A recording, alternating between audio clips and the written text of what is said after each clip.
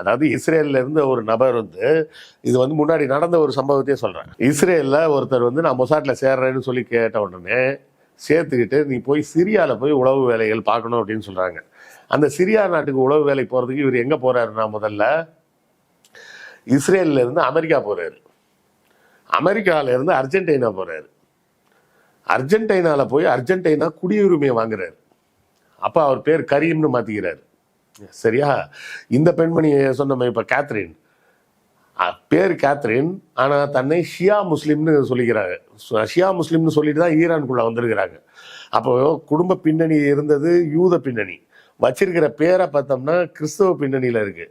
அதன் பிறகு பேரை எப்படி மாற்றிருக்கிறாங்க, தன்னை ஒரு ஷியா இஸ்லாமியராக தன்னை மதம் மாற்றி கொண்டதாக அறிவித்து தான் ஈரானுக்குள்ளே இருந்திருக்கிறாங்க. இப்போ நான் சொல்கிற நபரும் இதே போல தான். நான் அர்ஜென்டினாவில் தன்னை இஸ்லாமியராக அடையாளம் காட்டிக்கொண்டு அர்ஜென்டினாவிலிருந்து சிரியா கூட நான் வியாபாரம் பண்ணுறேன்னு வியாபாரம் பண்ணியிருக்கிறார். அதன் பிறகு வியாபாரம் காரணமாக நான் சிரியா நாட்டுக்கே வரேன் இருக்காரு.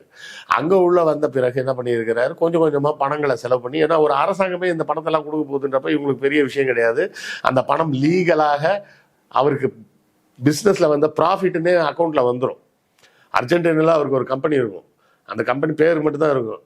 இஸ்ரேல் அரசாங்கம் வந்து அங்கே வேணுங்கிற பணத்தை போட்டுக்கிட்டே இருப்பாங்க. இவர் என்ன பண்ணுவார், எனக்கு அர்ஜென்டினாவில் செஞ்ச பிஸ்னஸில் வந்த லாபம்னு சொல்லி அதை லீகல் மணியாகவே சிரியாவுக்குள்ளே கொண்டு வந்துடுவார்.